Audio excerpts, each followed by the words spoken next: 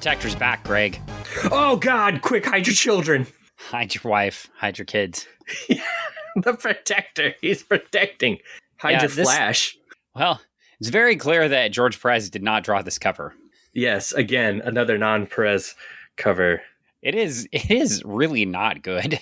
It is. What are you talking about? It's got so much good stuff on it.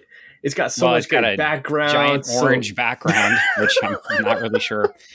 This is like when I'm making shitty PowerPoint slides at work, and I just do that like gradient thing across the slide from dark to I don't know. It looks like when I'm passing a kidney stone and my urine is changing colors. Yeah. Well, legit, this is about the color. So I had a color expert. I was trying to teach people to make basic PowerPoint slides in my public speaking classes because I didn't want them putting a bunch of text on it. And basically, I was trying to teach them what made the photos pop, right, in their slides. And I went to a color expert, and the color expert explained to me that contrary to what this cover does, an orange they should have completely reversed the colors on this. It should have been an orange logo and that light blue background, because that light blue background makes colors pop off of it, and the orange background makes black and white images pop up off of it. So if the intent was to get the black and white lettering that says "Leave me alone, just leave me alone" to pop, they were successful. If they wanted the art to pop off the page, they would have used they would have inverted the background and the title. Just flip it. See, I know things about art too, not just you. I know you do, because you do your thing when you have you do a lot of these creative slideshow presentations that have to look good and make people and that's why the icon is not in cornflower blue, but it's in like orange. Orange, yes. And that's why the Protector suit is he's always in the middle because he stands out the most. Well, traditionally in comics, let's venture onto the Protector. And by the way, since we didn't do this the last two episodes, I'm Dan, that's Greg. Welcome to Funny Book Forensics. We are on the third issue of the new Teen Titans Drug Issues. This one brought to you by the IBM Corporation, the National Federation of Parents for Drug-Free Youth, which is now known as the National Family Partnership, and the President's Drug Awareness Campaign. Woo! Yay! And thank you so much for your sponsorship and bringing this little piece of joy into our lives. Oh my gosh! If you have been listening with us all along, you know how amazing and awesome this is. But this is just one more book in this trilogy. And what a trilogy it was! Think of it like trash. Yeah, think of it like The Matrix, except the first movie was also shitty. What? The first movie was awesome. It blew my mind in the movie I'm theater. saying if this was the if the Matrix replicated this, all three of the movies would have been shitty. Oh, but wait, we are in the Matrix, so therefore, oh my God. Yeah, you're fucked now. Dude, and you're going to get an Inception. Now you got to put the reference. label on the podcast, Dan. I already said shit in the first 30 seconds. Jeez, dude. I'm like an AEW Dynamite episode right now. Man, you are. This is nuts. This is insane. We are off the rails, folks. We haven't even begun. 4 minutes in, and Dan is just dropping the words.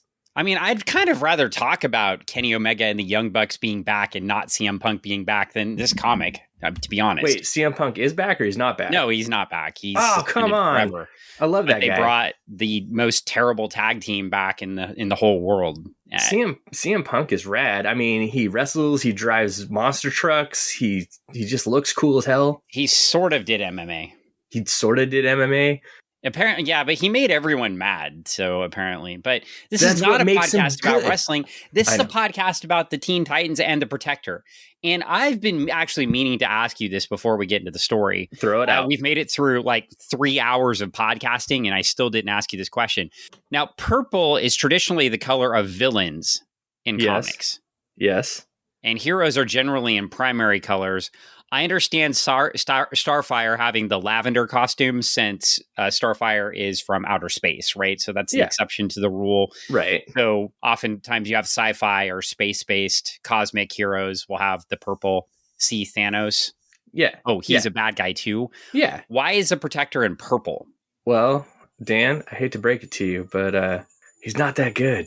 And he's just a villain, or he's bad at his job? No, he's just bad at his job. He had one job and he screwed it up last That's issue. Fair. I mean, so to recap in issue 1, the Protector goes around with the Titans talking to drug-addled teenagers, and Speedy makes an appearance, our good friend Speedy from Green Lantern, Green Arrow comic books. Apparently, he started doing drugs when he was like 8, approximately.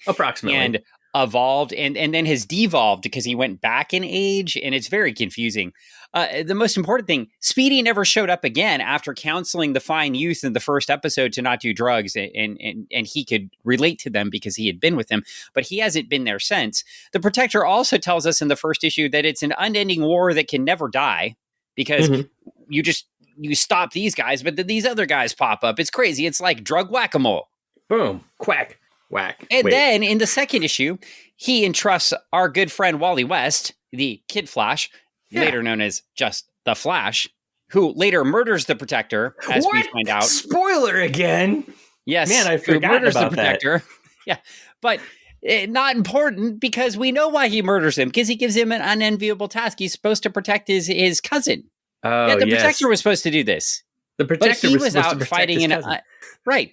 And he's telling these families that the most important thing for them is to be with family, right? Isn't that what they said? Yeah. Right. But he's out fighting drug dealers in an unending war that can never end because they just keep popping up like whack-a-mole, and they never solve the problem, while his best bud, his best cousin, gets re-addicted to drugs. Oh my gosh. Yeah. He gets roped into it by Roddy Piper and Gem and the Holograms. Yes, and on top of that, the biggest threat was PCP, right? Right. And marijuana cigarettes. Yes. But then we don't really know because it just becomes a story about nondescript drugs, which is all these stories are about. All these kids identify that they've taken all of these things, but then all of a sudden in the story, we never deal with the effects of an actual substance. It's just, they're on drugs. Right. Because that's just simple. It makes it easier for the message. It makes it easier for South Park to do a joke about this for 20 years. Yes, this is true. Drugs are bad. Because if drugs are bad, that's all we have to say. Just drugs are bad. And then they are. So, okay. We made it here. Yeah, you got it here. Okay. Oof. Oh my gosh. Okay. All right. And we're here. And we've got Lion Shirt Boy. Lion Shirt Boy, which is a cool shirt. I mean, if I had that shirt and that jacket, I gotta say, that fit is lit. I guarantee you have that jacket. I do have that jacket. I don't think you have the shirt. I don't. I want it. I think that might be a ringer tee, which makes me excited. Yeah, it kind of looks like it could be. And of course, he's got it tucked in with his belt while he's running away. That's very important. That's such the look. Complete the look. He's got the nice jeans on, and he just really apparently wants. Do you think they're Bugle Boy or do you think they're Jordache? They're not 501s. No. These are the cut, the way that they look. I'm gonna say Jordache. Yeah. I'm at Jordache.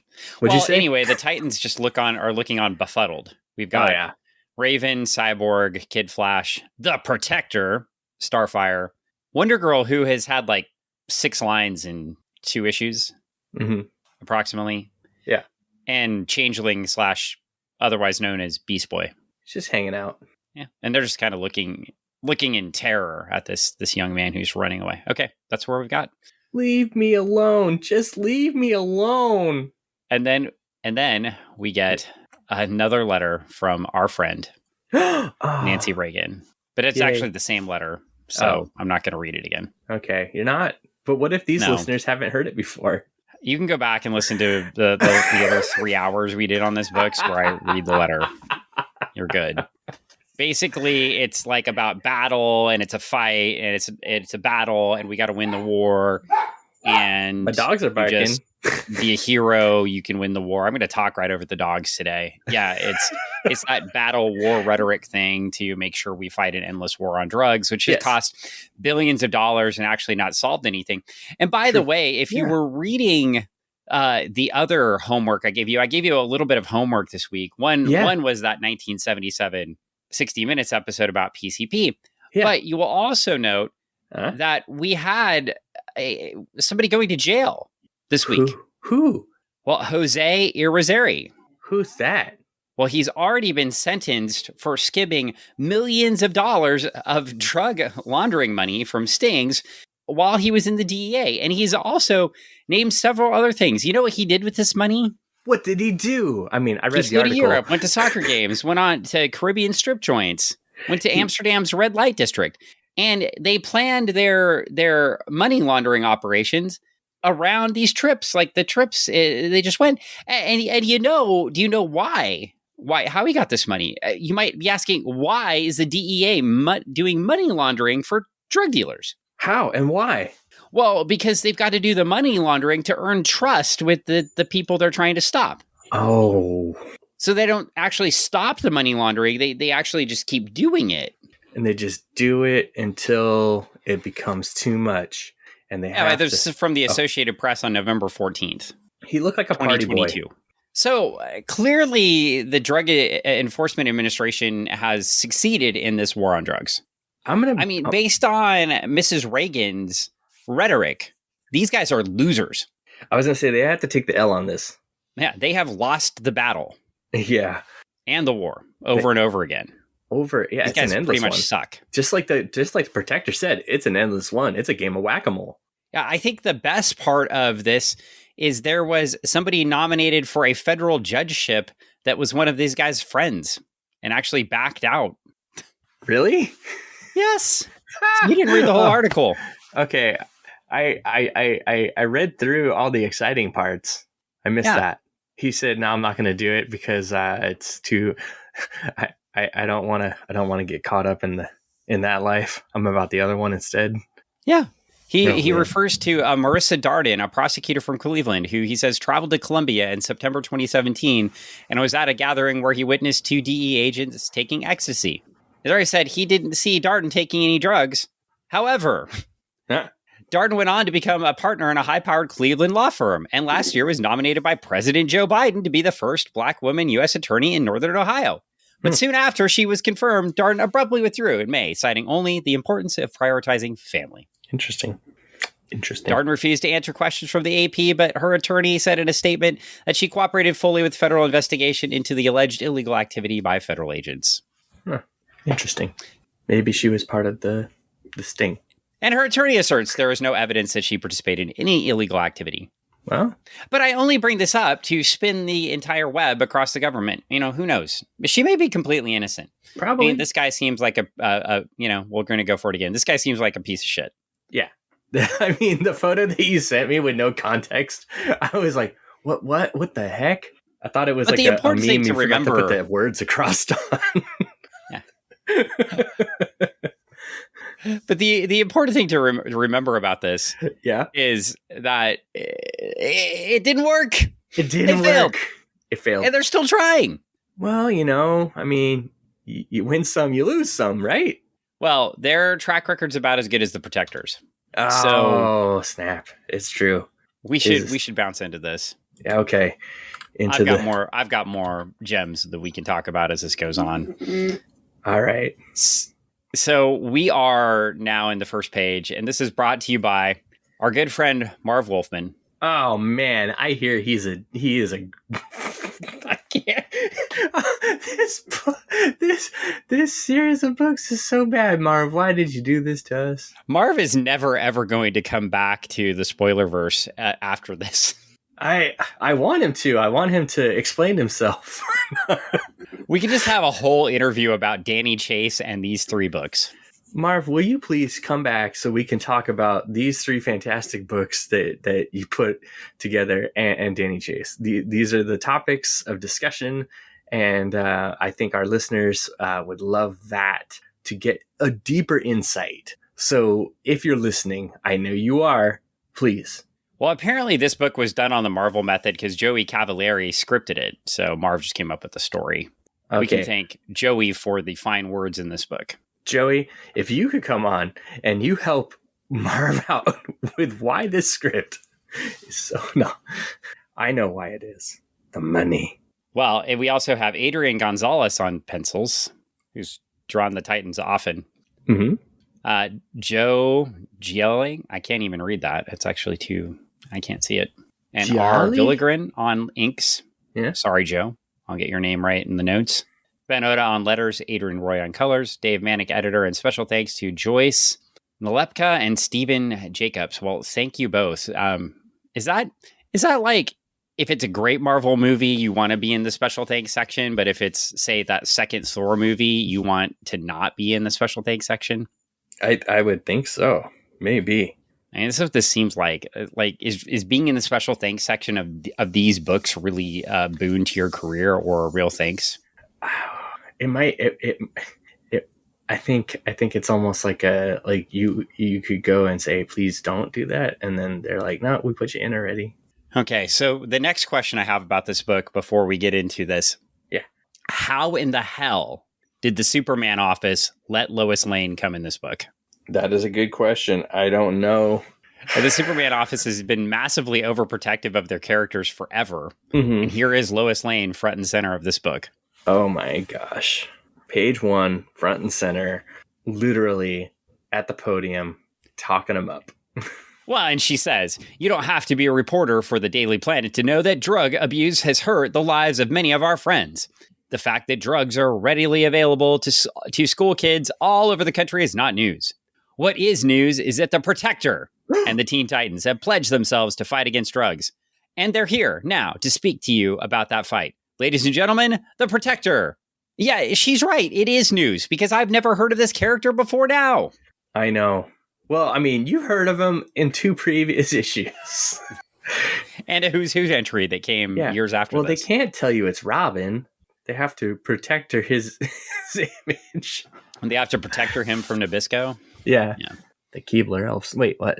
Is it different? Yeah, it's a different brand. That's a different note. This book, by the way, is brought to you by IBM.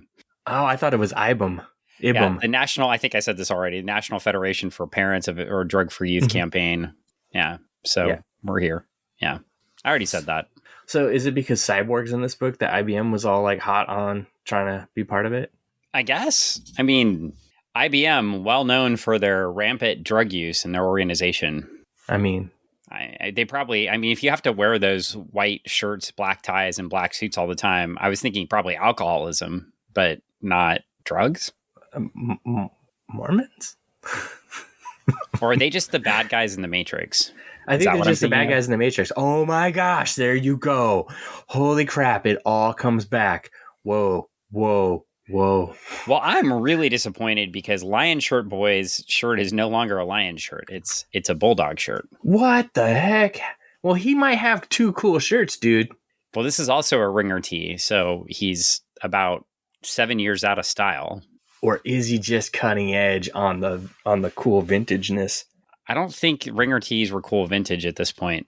I mean, he's a druggie. He doesn't know any better. That's true.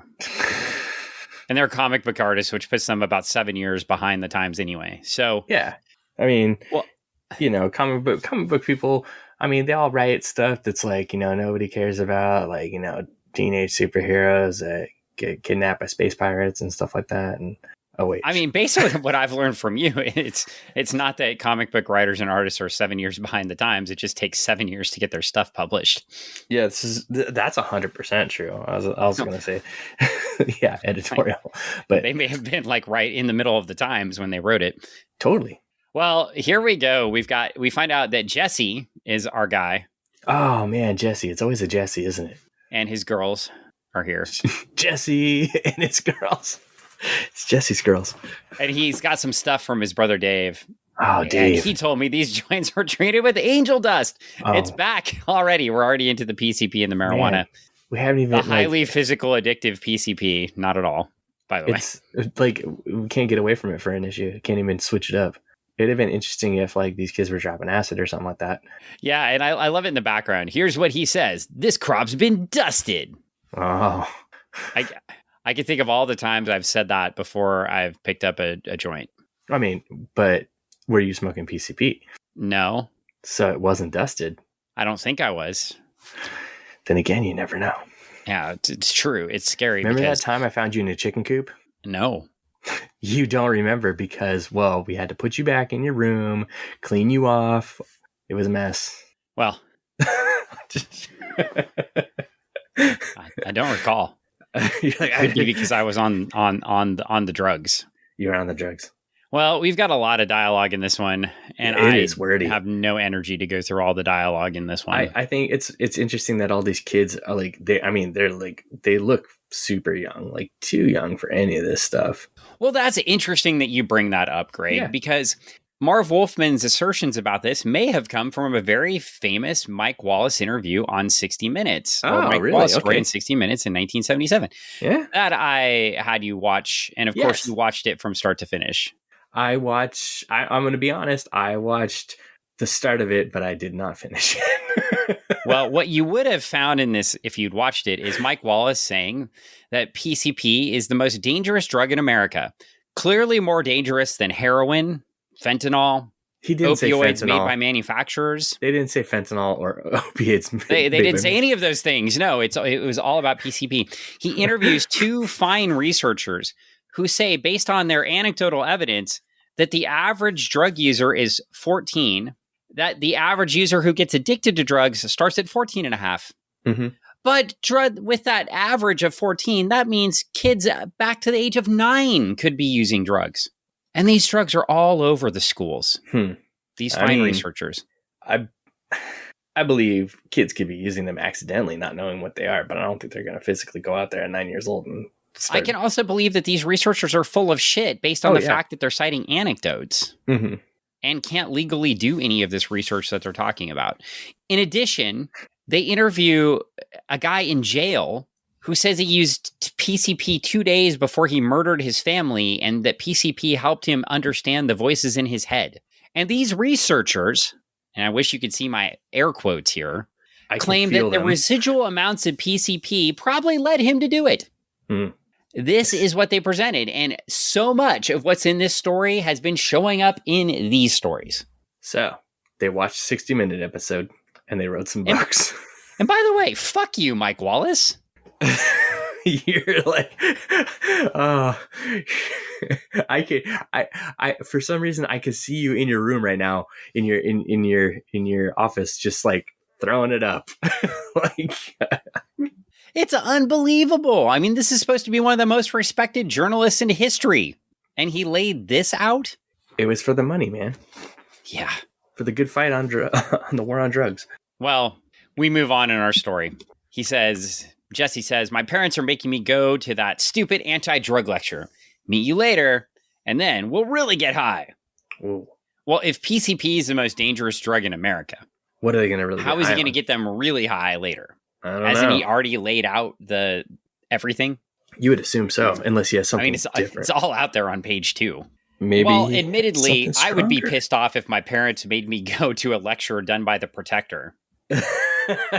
You're like, why do I gotta listen to this clown? I mean, literally, he looks like a clown. Like, who is this guy?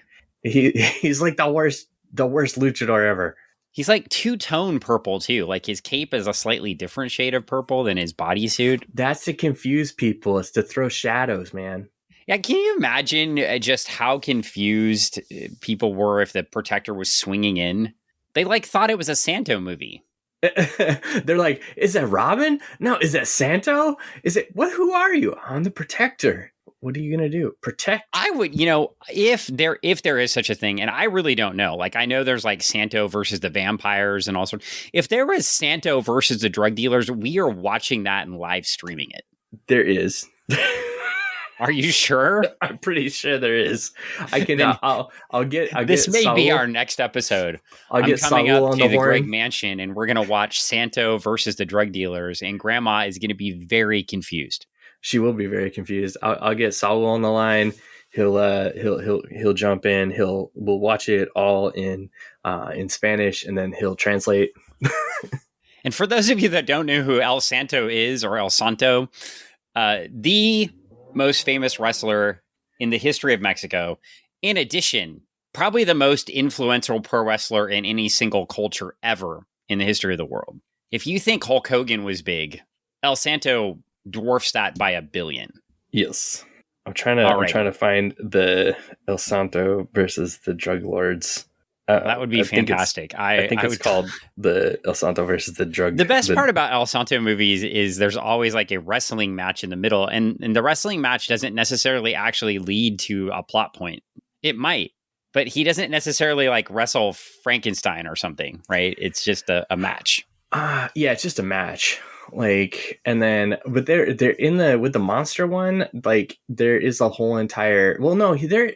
So he goes to the hideout where all the monsters are at, and he ends up like fighting them all at different times, but never all at the same time.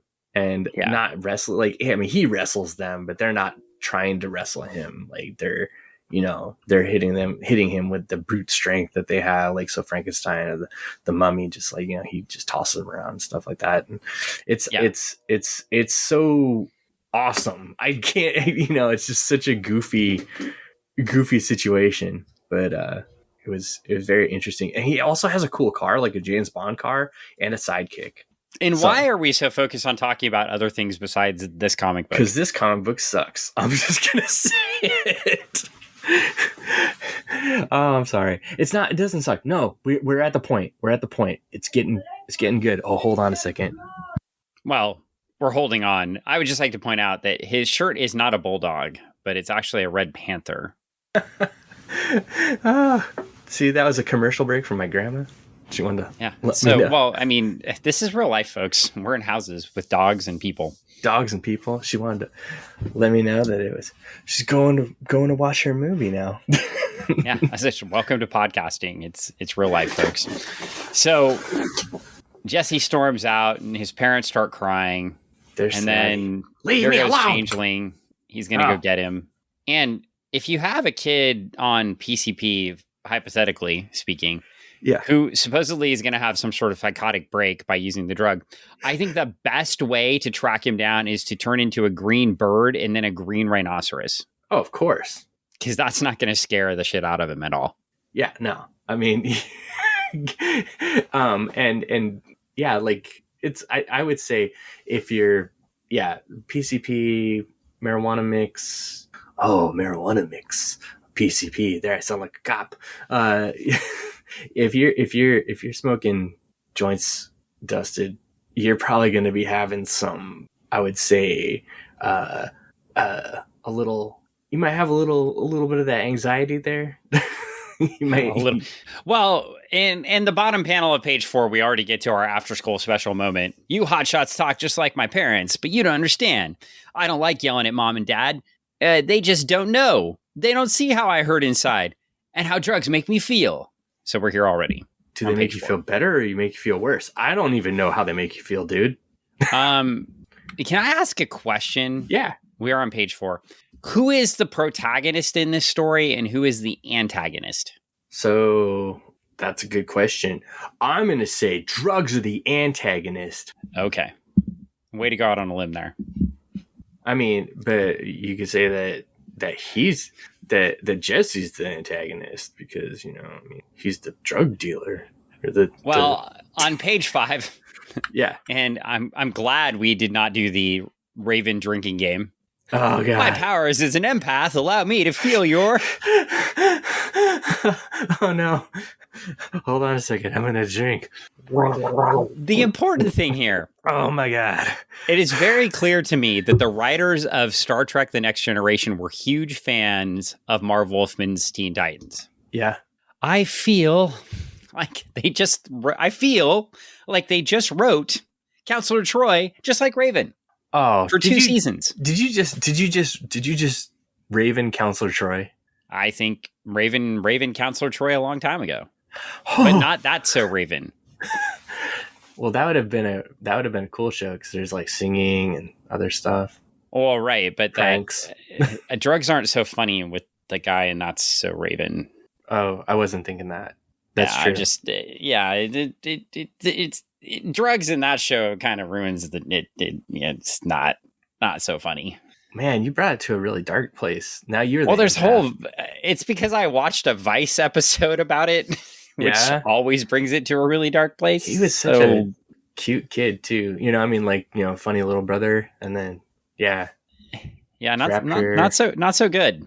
What? Yeah, lots of I hate to say it, like the the child acting industry is a vicious machine for folks, and a lot of them have a lot of issues. Yeah. Afterwards. Well, anyway, we're back here. And how do they deal with it, Dan? How did it end? No, how do they deal with it? Well, they use drugs, Greg. Drugs are bad. And we shouldn't use drugs. That's right. So you would agree with the message from the book. Thank you. Okay, we're done with the podcast. I would just like to say yeah, I completely agree with this message of the book, 100%. You can quote me on that. Pin that on Twitter. So in fact, I moved everything. Give that to a Hive. very credible blue bird or blue check mark. I'm sorry, I moved our account to Hive, so it doesn't. Just joking. Hive or what's the one? Mastodon. We'll talk about this later. I don't want to talk about this on the podcast. I opened up the old Tumblr account and everything's going. There we go. Perfect. I opened up a live journal again. Nothing is bad on Tumblr. I don't know. I mean, well, this whole page is just Raven talking about feelings and stuff. And then she ends up, and then Jesse's running away still. So she goes to find him and then envelopes him in her web of emotions. We do get some kind of cool but inconsistent artwork. Is that a fair statement? Yeah. This is an interesting, like, kick it back. I want to say so many episodes ago, like when we were doing our Star Trek episodes, and that cool, like, it does look like that. It looks like right? Dr. McCoy going crazy. Yeah. It's got a cool look to it. I like it. Well, his Jordashes don't look so Jordashy now. No, they don't. They look like 90s. No, those are big rolls. 90s would have been. Wait, when would the small rolls be? Like giant. No, they would have been like big, baggy, coming straight down, big pipes, stove pipes. Well, we learn Jesse's story. He got his drugs from his brother Dave, and then Dave sort of fades out into this scary looking monster dying guy that's dying in front of him. And he doesn't want Dave to let him go or go away because the drugs are taking him. And we find out through Raven what Jesse's biggest fear is losing his brother. Yeah, because his brother's doing all the drugs. Right. And once we find out... Now, I will say, from a storytelling standpoint, so far I was just making fun of it a little bit. Mm-hmm. This single-threaded story is better than the other two books so far. Oh, yeah. Yeah, by far. It's we actually get some in-depth character development. Yeah. Get a little bit like, oh, this kid, he's got a lot going on internally, and this is why he's doing this. We don't get that in the other stories. We just know that, like, the kids do these things because their friends are telling them to do it. Or, yeah, I mean, that's basically it. This kid's doing, he's got other stuff going on. But then on page 9, it goes right back to the generic lecturing. So now Raven gets to give the lecturer. No, not trickery, but truth is what you experience. The truth, and sense inside you. Drugs distort your mind, your sense of what's real. They tell you things are fine when they're not. But drugged perceptions do not change what is real. Come to me and I will show you. I implore you, come to me. As an empath, take a drink. I can relieve some of the hurt raging inside you and seek out and absorb your pain and fear. And you feel them ebb, do you not? And Jesse says, yes. But we are back to that generic, right? It's just these generic drugs, right? There's no specificity again, even though at the beginning we do get angel dust. So that could be where the psychedelics are coming from, but it's just drugs do this, drugs do that. And then Raven tries to absorb it again. And you'd think she would have figured this out by now, because I believe she's done this for like 2 straight stories and not been able to do it. Right. But she tries to absorb all of the drug pain again. And then his perceptions become her own, and they're all distorted and crazy, and drugs are going to drive you insane and have you murder your family. Maybe that's what we've learned. I learned that from 60 Minutes. It's not schizophrenia or untreated mental disorders. It was drugs. I see. Well, now Raven's going crazy, and the big Raven bird is beating everybody up. And oh, man. But the one way to solve it, hey, Wonder Girl makes an appearance. All right. Yay. She's going to control the Raven with the magic lasso. She has one chance, one shot. And then she gets shocked and she's out of the story. No. Wait, Wonder Girl's kind of really awful in these stories. Like, seems like the weakest Titan. It's she's nerfed. It's like, what? Come on. While Raven keeps fighting and eventually burns herself out, and Starfire takes her off to get help, and now Jesse has collapsed and he's hugging his parents, and the Protector's there. Where was the Protector during all of this fight? Didn't seem to be doing much. So he heard that Jesse had some stuff in his pocket. Oh. And the stress of being a superhero was so much that he wanted to just relax a little bit. He was protecting him. Well, now he says, hey, guess that takes care of everything. And Jesse says, no, wait, a lot of friends of mine are just like that. Maybe some of them are worse, but I want to help them now. He's completely flipped. See, if you just go to a lecture from the Protector, and then you sprint out and you're chased by a green rhinoceros, and then you're enveloped by an empath. Yes. You then can get off drugs. Man, if it was that simple. Well, and if these drugs are so addictive, yeah, exactly. This must have been the simplest thing ever. Right. Well, now they find out, they want to find out where he got it from. And he says, Dave. But conveniently, Dave's friends are watching in the woods. Dang. And they go run off to narc on poor Jesse. That Jesse, he's in trouble now. Now we're back, and Lois Lane is back. There's been a lot of talk about drug use among youngsters. And so far today, youngsters. That's how to get hip with the kids, Lois. And so far today, we've added more talk. But who here has helped their children battle drugs in their own neighborhood? We got to put it's very important, see. Yes. In the history of war, when the adult population dies out from the war or ill fit, that's when we start enlisting child soldiers. I see. And this has gone so well throughout history. Yes, I've seen it. And what happens after you put child soldiers in war? What do they grow up to be? Broken people. And murderers and killers? Yeah. Not always. Not always. But, I mean, it definitely puts some darkness on them. But very malleable, because you can program into black and white scenarios.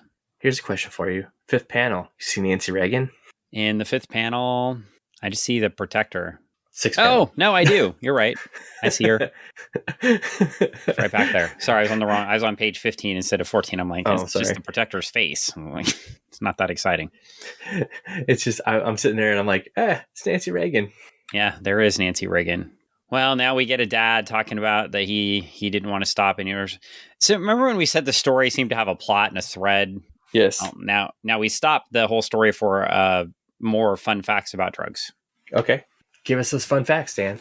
Well, just, a big part of the problem with drugs in kids is that it's made to look cool.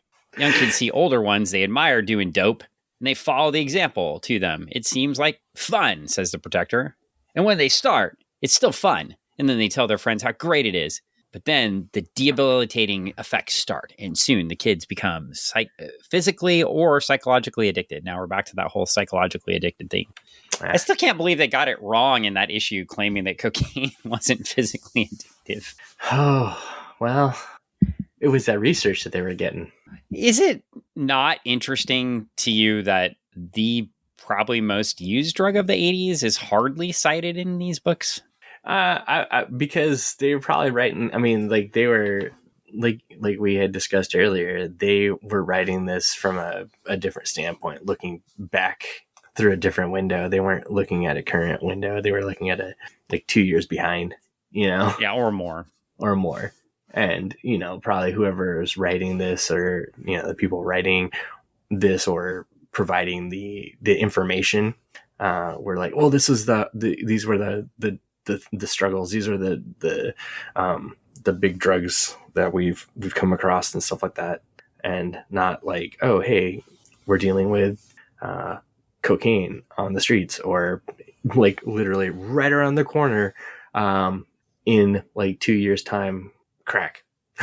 Well, it's good to know that we ignore the current problems and we get a solution on page 16 from the Protector, because a mom says, but what is they're for us. What can we do?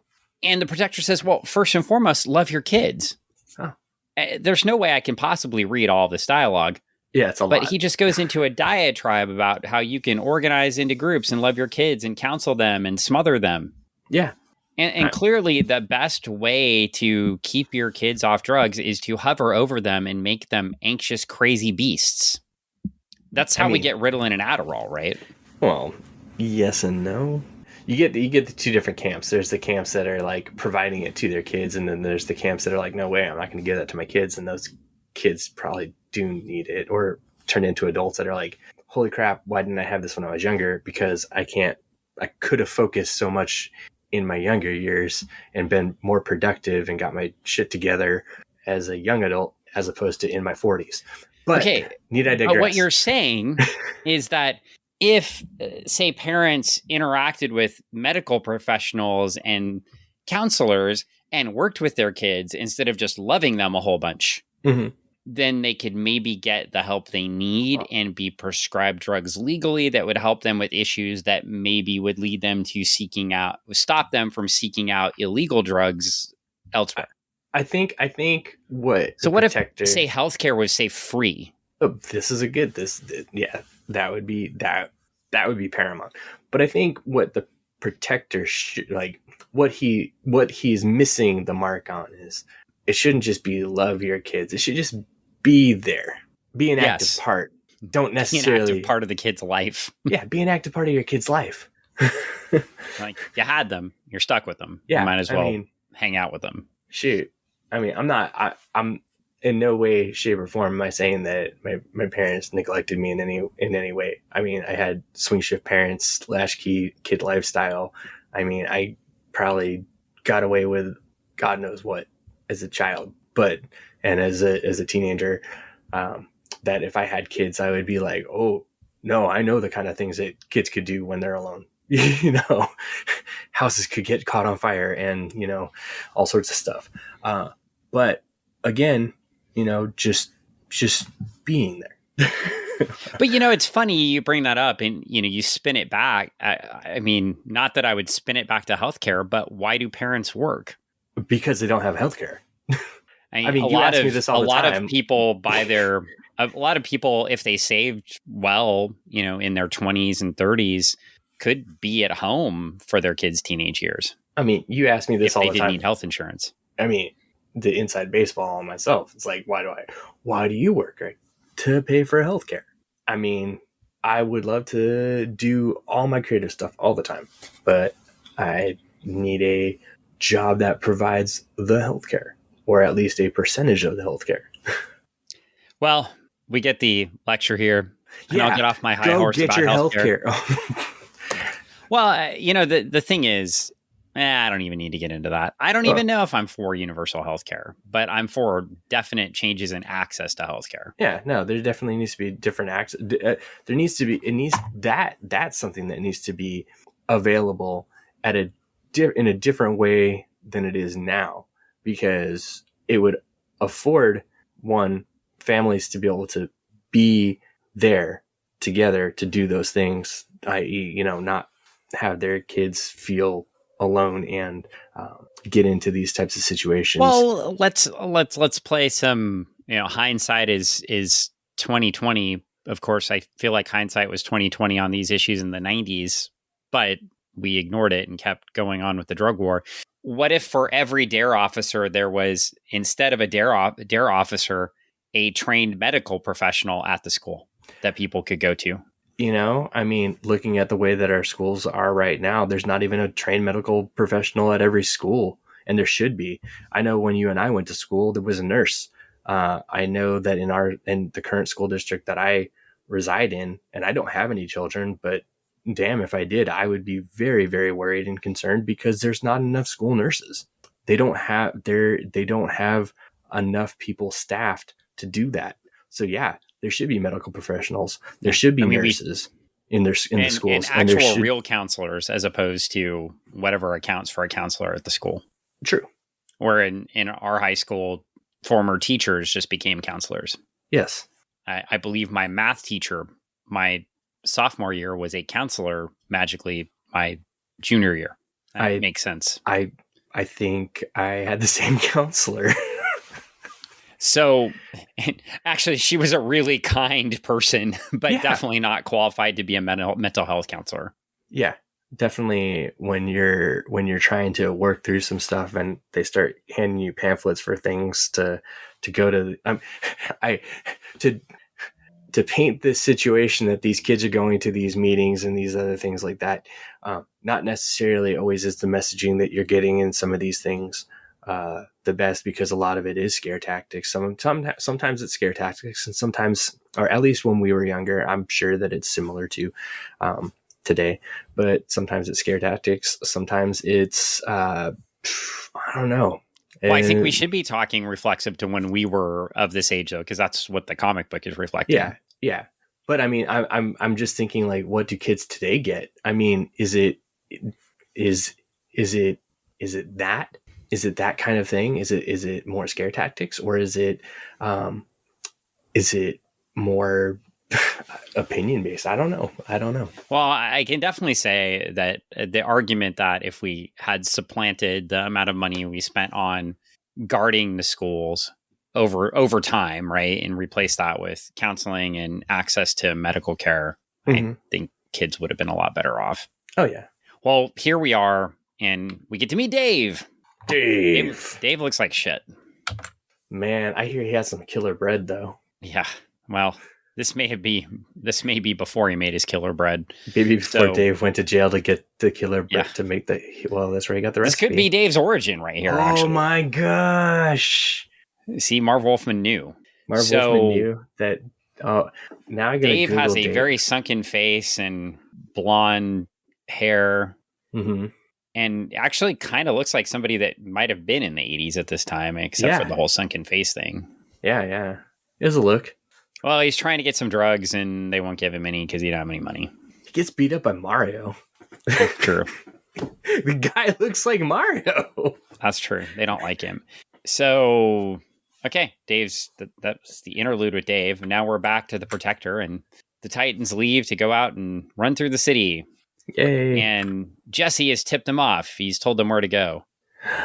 So they're out to a apparently the most expensive land a shanty house is on, since this is in New York, right? Yeah, and it's on the water, man. It's on Long Island. I want that house.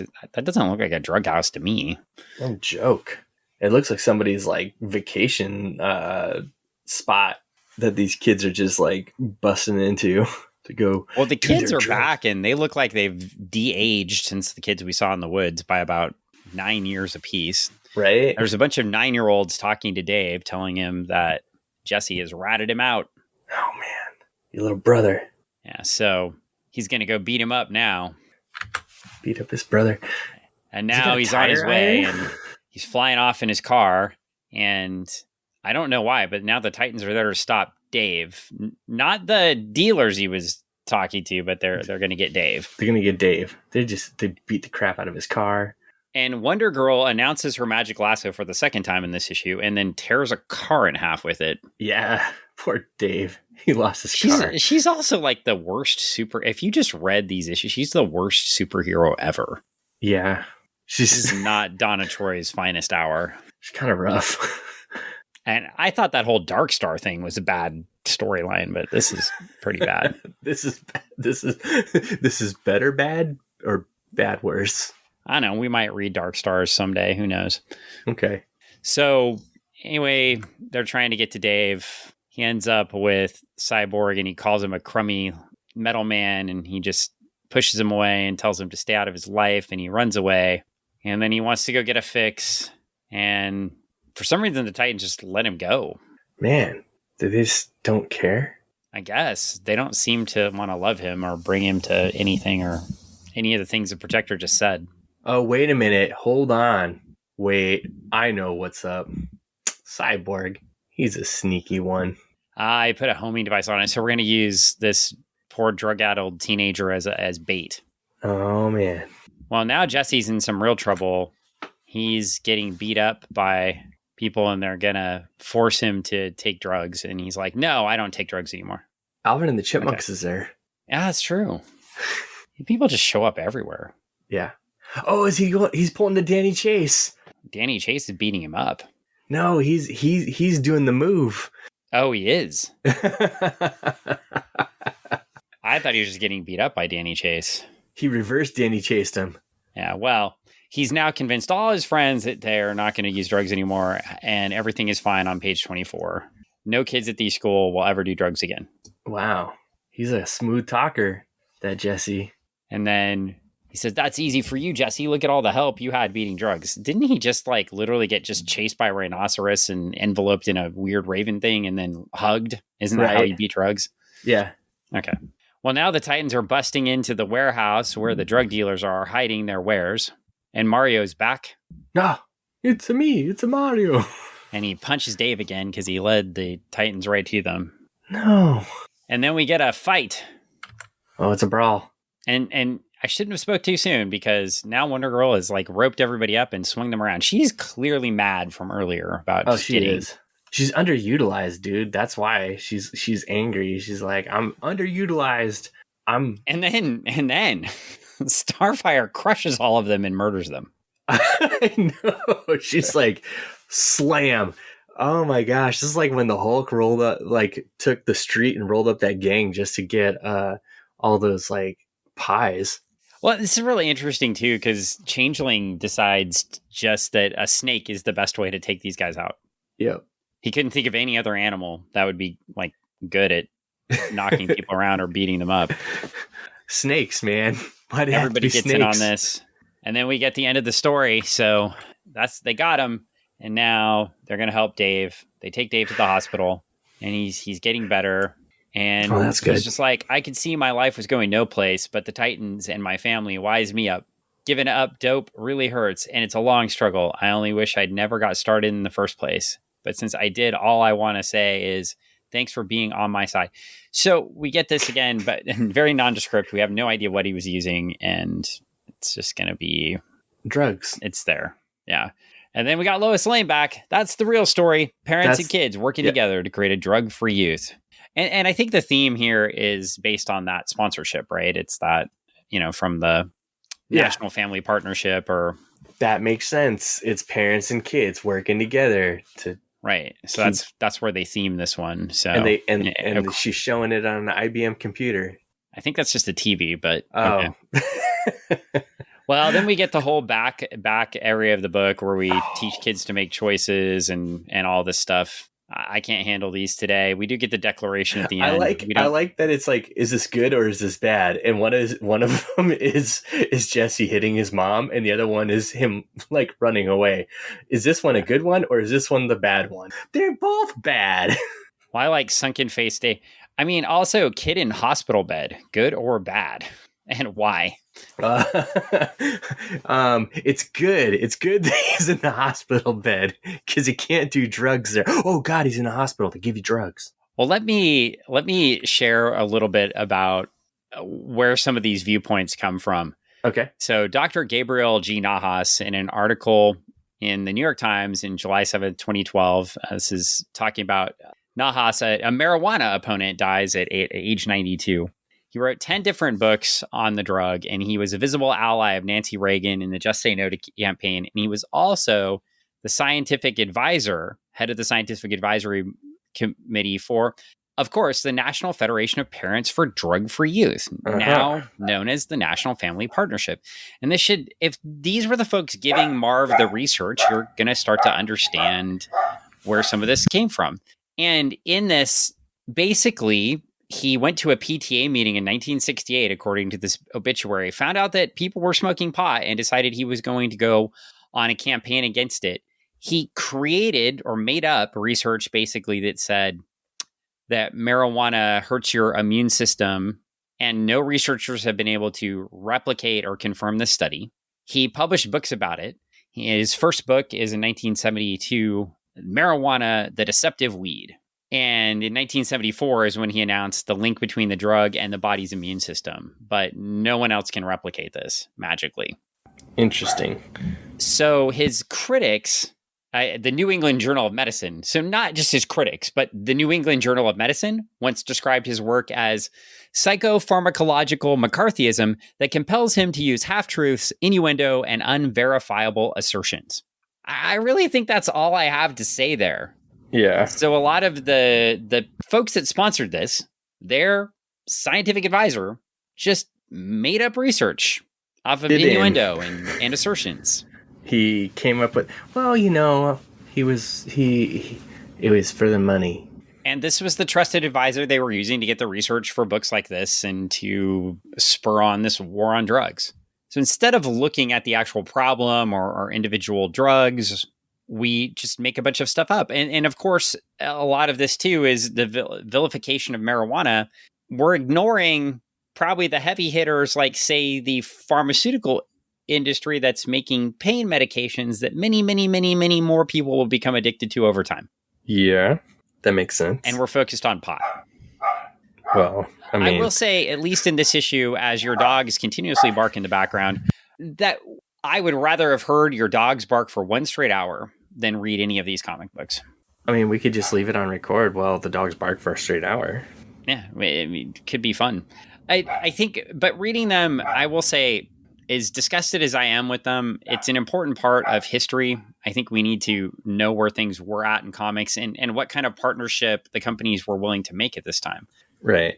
And especially when you look at the culture now and all of the stuff with Twitter and where artists want to end up. And we've talked about this too. We don't have a new home yet, but we'll still be posting on Twitter, Facebook, and Instagram. But we may have another place we're going to start posting soon enough too. We haven't actually discussed it, but I don't know if we're willing to continue to support the platform. Right. And that's the thing here, but we're still posting on it. So are we taking action? What I can say is forcing people into supporting this, it seems very bad. I don't want to call it criminal, but it just seems very bad. I mean, we get to look on it historically and see that this didn't work and that there's still massive problems going on in the drug war. But I feel like when you're sending messages to kids and you are Marv Wolfman and you have the Teen Titans and you have the most popular book at DC and you have a platform to say anything, I feel like you should do better research than what's coming out of 60 Minutes episodes and popular culture. At the same time, I don't know that I can vilify him because he's getting information from this National Family Partnership, right? The National Federation of Parents for Drug-Free Youth. And he's getting information from this respected doctor who's shaking Nancy Reagan's hand. Right. I don't know how much research he did ahead of time. That's what I'd want to interview him about in this book is I wouldn't want to critique the story. What I would want to ask him is what was the evidence and facts he used to write the story? Where did he get them? But it also is frustrating when I look back at it as a historian and a comic lover, and I see things in here that are just blatantly wrong. So when we look back at this historically, I think the things that concern me here are the clear misrepresentation of the facts that we see in the story. Mm-hmm. And even if we were accepting those facts as facts, right, and you're getting from a famous doctor, it's scary to me that we were handing this off to kids and saying that this is true. Oh, yeah. Well, Greg and I are back from a little dog and ambulance interlude. And what we were trying to discuss was this supporter of the National Federation of Parents for Drug-Free Youth, or now known as the National Family Partnership. And this was this Dr. Nas. And Dr. Nas. Dr. Nahas, not Dr. Nahas. Dr. Nahas. Dr. Nahas. Fundamentally discussing the idea that with Dr. Nahas, Marv Wolfman would have been presented this information. And even though we have these facts about Dr. Nahas now, I don't think Marv Wolfman he didn't have the internet. And I don't think he was going to the library to grab a bunch of research on the effects of drugs. He's using things like Dr. Nahas or that 60 Minutes episode to shape his perceptions. And while we can look back and critically think about this stuff because of this comic, because of our debate training that we did, we weren't critically thinking about this when we were handed this as kids. No. We took this as straight fact. Yeah. And drugs are bad. Got scared. I was definitely afraid to use, to drink or use drugs. I thought if I tried any drugs, I was going to go into a psychotic stupor forever. And you'd be stuck there. I think the scary thing about this, though, too, is this kind of thing.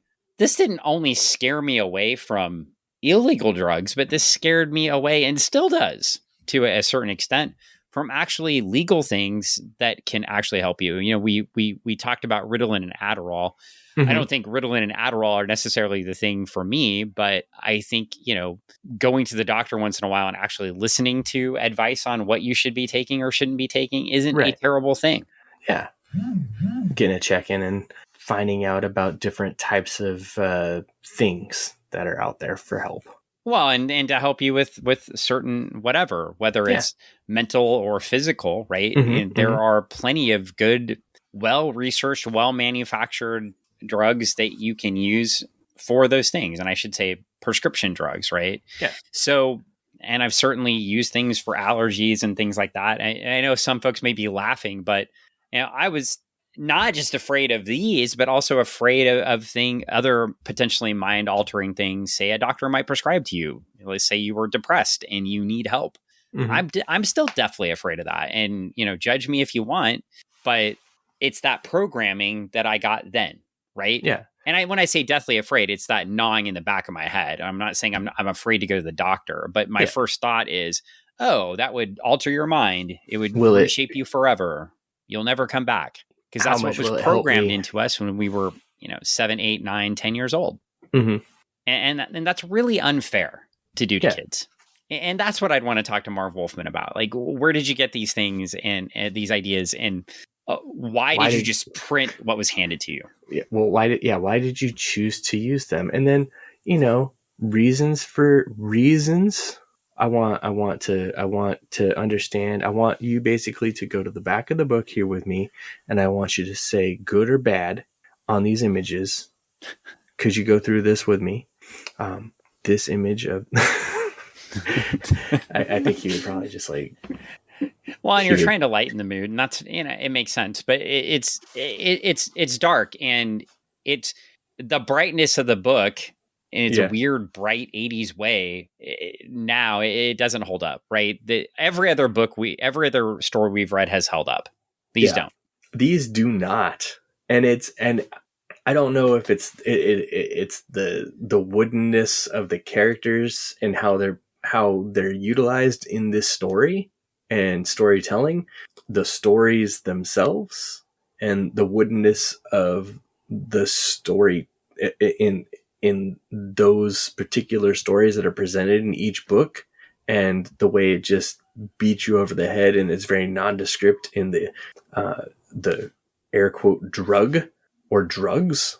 And it's very, I mean, I know that they have to do certain things because it's a comic book and make it easier to digest for the reader, and they're trying to market it for a younger audience. But at the same point, you don't have to dumb it down so much that it makes it painful to read for the reader at any age. And I feel like as a kid or a teenager, you would pick up on that, like they're really making a point, or, you know, hitting you over the head with it. Well, and even going back, I mean, I pointed this out a couple times, but I can tell you that Harry Osborn used meth, speed, greenies to stay awake during the day and do his homework and live his life. And he was using downers or sleeping pills to go to bed at night. And the overuse of those plus alcohol and landed him in the hospital, right? I can tell you specifically what it was, why it happened, and where he went, right? And I can't do this in these books. Yeah. And maybe the age of the audience was different, but I don't think it was. It was, I think, especially when you're direct comparing the Spider-Man books to these books. Yeah. If you want to compare the Green Lantern, Green Arrow books, I think they were trying to target a little bit older audience. But definitely with the Spider-Man books, I don't think you can make that argument. No. So here we go. And this was it. And this was the third issue. And thank goodness we don't have to read another one. Oh, man. I'm so glad. This is... we survived. But an important point of history, and I think something we need to bring up. And so we did, and we covered it, and we're done. So I think that's it on the drug books, unless you have something else to say. I could, tell all these agencies to go F themselves. continuously, but I don't think that's fruitful. I think we're good. The only thing I could think of, if we wanted to hit the 90s, we could grab up some of the was it Jay and Silent Bob or Clerks comic books and take a look at some of those interactions. That's one option. That's one I hadn't thought of, but that's definitely an option. Yeah, I haven't decided what we'll do next. We'll sort of leave it as a surprise. Okay. I'm just sitting there thinking to myself, that would be an interesting take. I know that's more of an outside conversation. You could edit that out. Well, I don't even need to edit it out. I think, but you're pointing out ideas about where readers can go next, right? And that would be an interesting read. You know, there's a whole entire different take on drug use in comics. They're an independent comic book company, and their stance or the creator stance on that. So, you know, if that's something you want to do, go check out the escapades of a young, chronic, and blunt man. Well, I think the point to be had in our next phase of this, whether we hop into the 90s or 2000s, is we're going to start to see the rejection of this narrative in art and in comics and in pop culture. Yeah, and kind of like the embracing of things that are more culturally acceptable, and looking at things that were, oh no, these are not bad because it's a medical thing. And no, it is bad. It doesn't matter if it's a medical thing. These are things that, without proper regulation and storage and other stuff like that, become a very big issue. But I think we'll also get into seeing that the rhetoric here and whatever they were doing for the war and this drug war in the 70s and 80s didn't actually solve the problem. It was actually getting worse. You know, thinking specifically of, in my case, specifically thinking of The Crow right now. Okay. Yeah.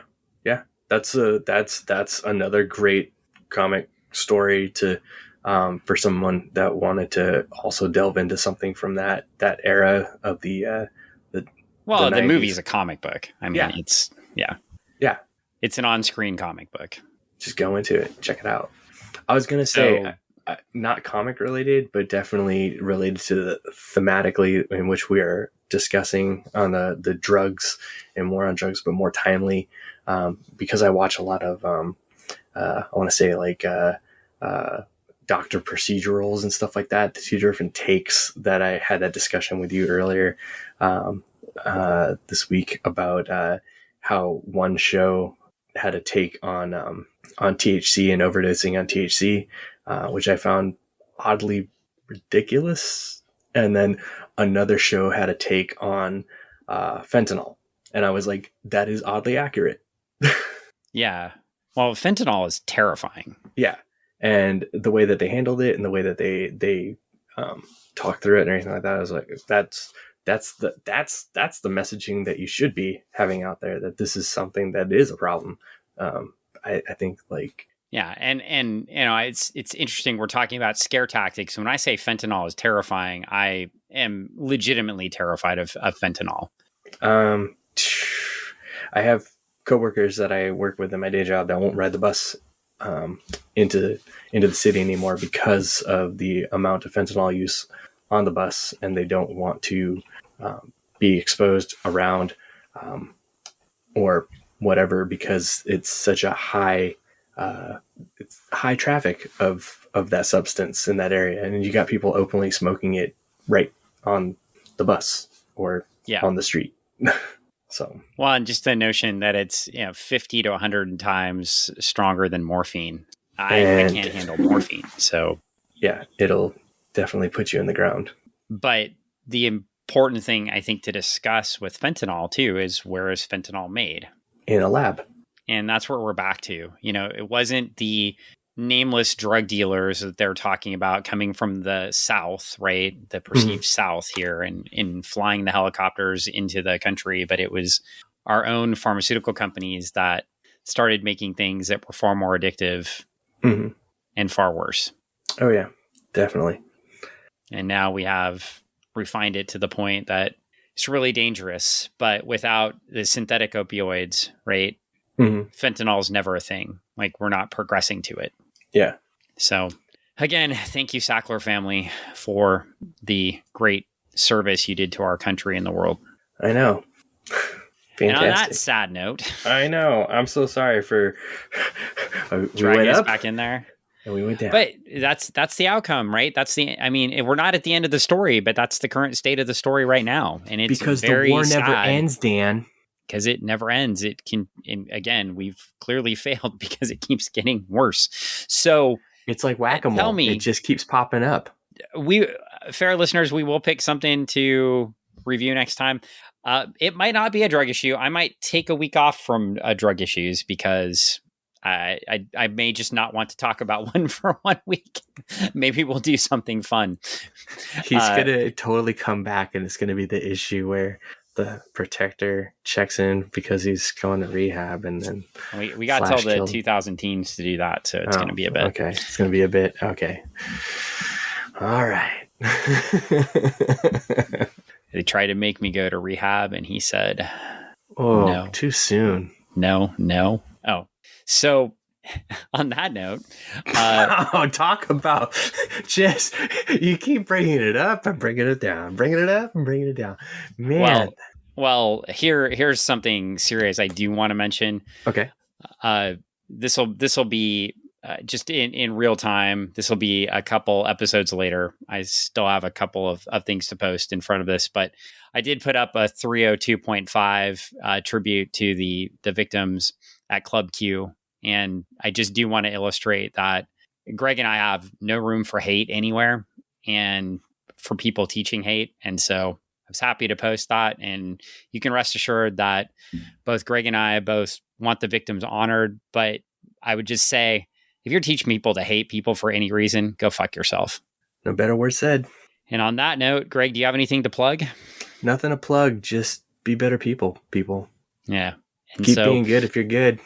Greg and I will both try to live by that, and we'll both try to be better people this week. And we'll see you next week on another episode of Funny Book Forensics.